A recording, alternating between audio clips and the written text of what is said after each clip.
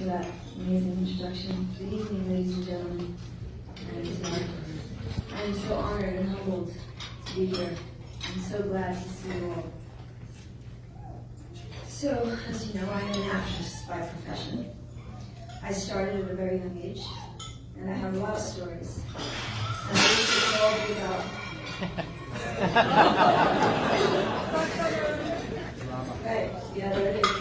I wish they could all be about long catalog call lines and, auditions and things like that.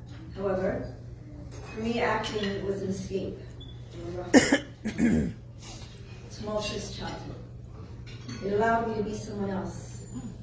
And as great as that can sound, there is a profound sadness that leads many actors to never address the darkness that germinates deep inside of their soul.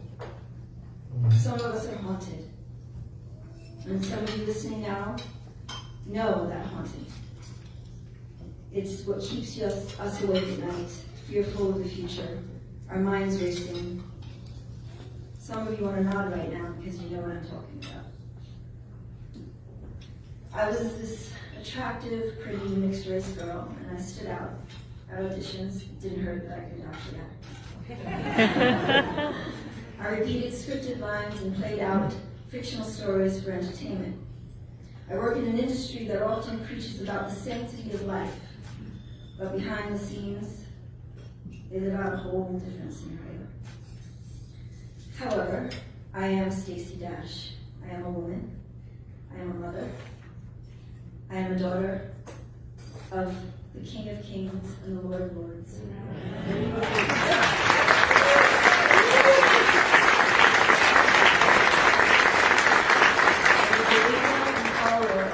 Jesus Christ. I'm not defined by my work on film or the headlines that come as part and parcel of this career of mine. I have held a certain set of beliefs since my early 20s. Coming out as pro-life is not how I wish to approach you today. It's the wrong terminology for me. I have stayed consistent in my beliefs on account of this understanding that God knit us together in our mother's wombs. And it is a paramount position that I've held since I was a very young adult.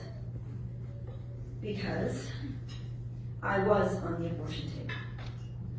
I know this is not the image you may have expected for me to talk about tonight. It's not glamorous. It doesn't win social media likes or hearts. It certainly doesn't win positive PR. However, it is the truth, and that is what we are here for today. I was almost 4 months pregnant, and I will never forget every single moment of that fateful time. I could not stop crying. My soul was bereft, and I kept praying. I kept praying, and I kept praying, but it wasn't working. I couldn't find any peace. So I finally cried out to God in anger, I will admit. And I said, God, you have to speak to me. You have to tell me what to do. I don't want a sign. I need you to tell me. I need to know. It sounds like a movie. I only wish it were. The situations and moments that brought me to that moment were too much for me to carry, and way too much for me to unveil today. However, some of you know, you understand, you've been there, in the darkness of the void, alone, unheard, and most of all, scared. Yes, I was scared. I was terrified. I was ashamed.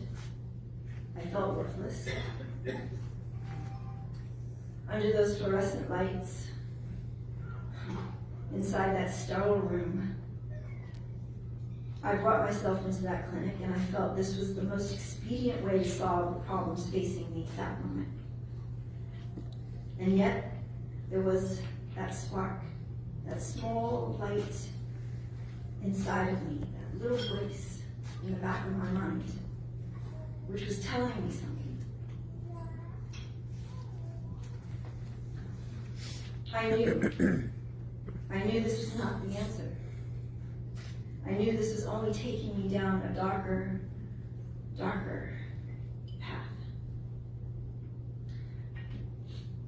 And it's easy to succumb. It's easier to listen to the devil when he talks to you. It's easier to take that route. Some of you sitting here right now know exactly what I'm talking about. Few will say it openly, let alone come before a public room to confess their darkest thoughts, their lowest moments to a crowd of strangers. But is this some type of atonement? No. Do you know me? You may think you do. Our Lord tells us not to judge, lest we be judged. The slings and arrows I have endured for professing my faith, my political beliefs, nothing in comparison to being in that clinic, on that table. Nothing. Contemplating the termination of the flesh that was my flesh. Let me expand on that. The soul that was given to me, the soul I was put in charge of by a higher power, the soul I was charged with giving a chance in this world. In that moment, I prayed for help, and the answer I got was that I am the architect of my own existence. I could change this. I had the power. I was given the power by someone greater than I. To translate this into profession, into my profession, I had the ruby slippers. I could click them together and say, I want to be back home. I had that power the whole time.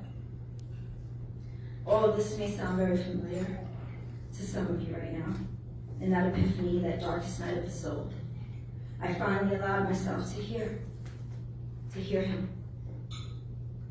I surrendered, and he spoke. He spoke to me like I'm speaking to you right now, and it was thunderous. And he said, Stacey, keep your son. I ripped the IV out of my arm. I leapt off the table, and I started screaming, I'm keeping my baby, I'm keeping my baby. It was as if they were going to just snatch him from me somehow. My doctor said, okay, calm down. Let's take a look, make sure everything's okay. And I saw my son's heartbeat. That was it. And in my mind, my current circumstances, I knew. And I said, okay, Father, it's you and me and my boy.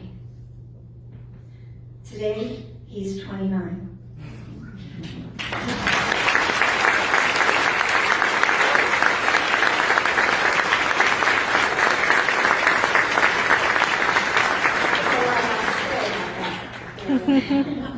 His name is Austin. He's my knight. He's my boy. The soul who saved me. Life became about him. My life was suddenly worth living. Each day feeling him grow inside of my womb was majestic, full of love. A love I'd never really felt before. My daughter is now 16. I feel the exact same way for her. She is me. They are both me. And they will carry me on when I'm gone. I'm so grateful for my children. They have taught me what true unconditional love is. God gave me love in action. My children.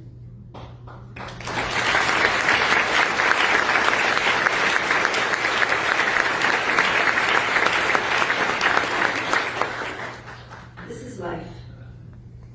A biologist told me that the sole reason we are here is to reproduce. That's it.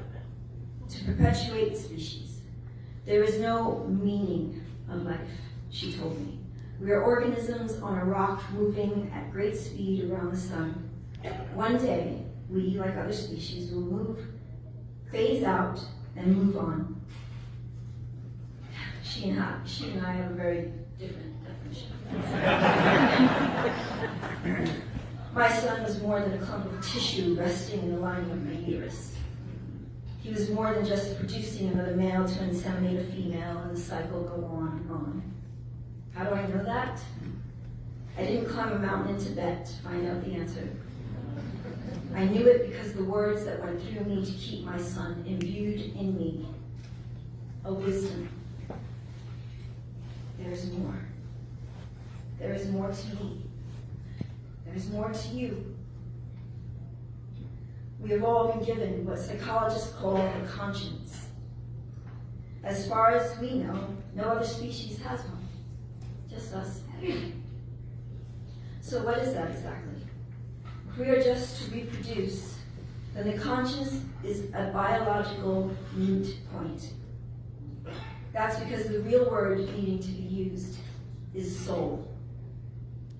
We have been given a soul, and that is the spark of God that keeps us in tune with our real maker, our real origin, and what brings us back home when this mission is completed. If I followed biology, Austin wouldn't be here. He'd be gone. Biologically, it made no sense to bring a child into the world where I was at that point, where I couldn't raise him, possibly because of the conditions I lived in. I would be adding another specimen to the population. It would eat, it would consume, it would then, of course, reproduce, crowding its planet further, straining its resources to where the threshold would be reached, and the population would then collapse.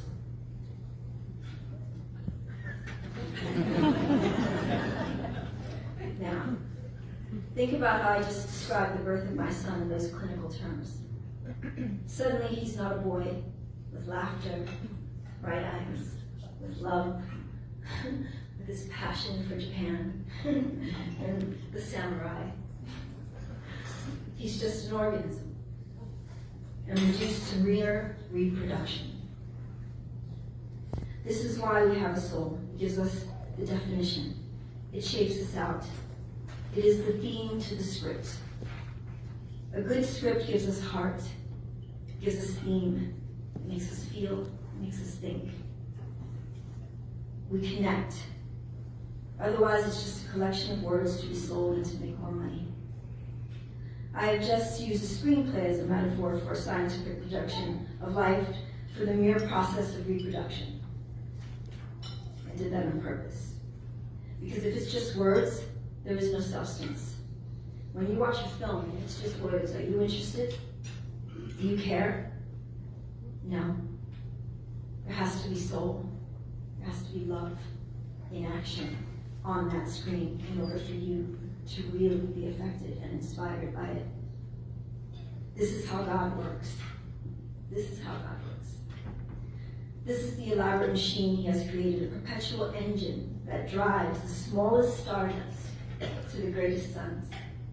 Here it is.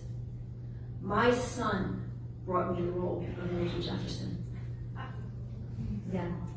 He knew the casting director, and the casting director said, "Hey, do you think your mother would be interested in playing this role?" He knew. He said, "Absolutely." Calls me, "Mama, this is the role." I'd never heard of Mildred. I didn't know who she was, but I said, "Okay, it's pro-life. Yeah, I'm there. Count me in." I met the producers, and that was it. The circle was then completed. I looked her up. I spoke with Dr. Alveda King, who was a dear friend of mine. I spoke with Anne Fox, Day Summers. They all shared what they knew about her. I learned that though she was very small in stature, she was a force to be reckoned with.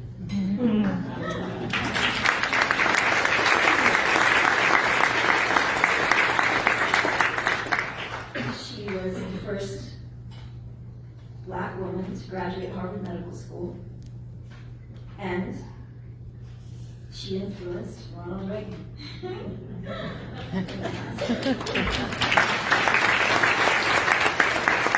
didn't like to drive, so she had a lot of drivers, and she didn't like public transportation. She was also called Millie at the parties. So, little tidbit. And what else I understood is that we had a lot of similar thoughts. She wasn't a feminist. You know, she didn't believe in identity politics. She believed in equality and the sanctity of life. Both from a scientific standpoint and a religious standpoint. So here I am. I come to the state of Massachusetts. I come flawed. I come alive, broken, and healing. I come infused with the spirit and the respect for life. I was given this role as a reminder, not a reward. No one saved Austin's life but me, because God gave me that choice. I can listen to the word of God, or I can go on the way I was. I listened, and this is why I was bestowed the role of Mildred Jefferson. What was it like on set? Every single day was a reminder. Every single day. I wish I could give some old set stories that are funny antidotes. But for me, it was a reminder. It made me text my children more. It made me look at their photos more. It made me fly them into New Orleans together to be with me on set every day for a week. I chose to accept that role as another part of reminding all of us that if we are going to talk about the sanctity of life, then we need to live it. Strong women who can make their own decisions, not relegated to the bins of victimhood, need to step forward and into the light. My career as an actress needs to speak to those who may not be able at this point to hear the word. Maybe all of us as actors should be examining the product we put out and exactly what the message is. How can we talk about life when our films celebrate death, destruction, evil? I leave you to ponder this about a popular film character, and many of you might think about him differently in a few minutes. Many of you might not know him, I don't know. But I once heard someone say how Freddy Krueger was such a good villain. An anti-hero. I know I'm dating myself. 80s slasher film. Anyway, many of you saw those Nightmare on Elm Street films, regardless of the special effects, the actors. I want you to think for a moment. What was the character of Freddy Krueger? Do any of you know? Other than a burned guy who killed people in their sleep, what was his origin? I'll tell you. He was a child molester and a killer of children. And this, ladies and gentlemen, is what Hollywood calls a hero. Understand that a city in Missouri back in 1988 wanted to declare a day, as Freddy Krueger did, with the actor who played him getting a key to the city. You can look it up. This is what we celebrate. This is what we admire. Fortunately, some cooler heads prevailed and that event was canceled. Thank you, Jesus. But it made it as far as a city council decision until people spoke up. How do we talk about the importance of life when we celebrate death? Massachusetts Citizens for Life is combating the very culture of death Hollywood is selling. And that is why it is so encouraging to see so many of you here tonight.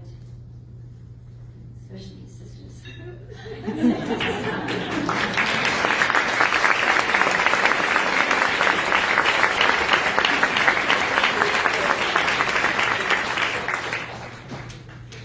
By supporting MCFL, you are building a culture where the dignity of all innocent life is cherished. I hope you will continue in those efforts tonight and in the future. You can be that source of light.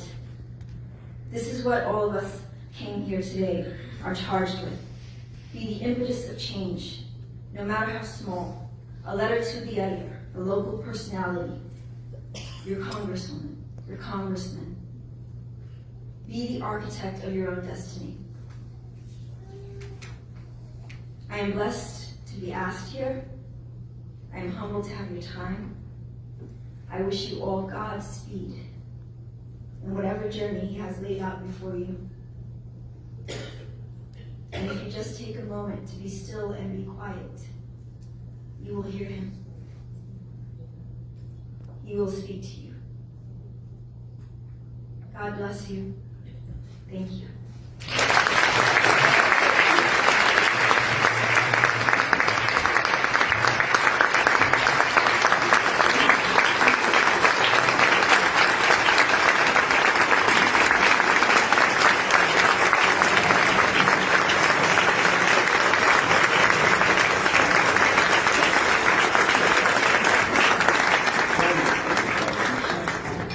sure you want to do this? You're a liar. You did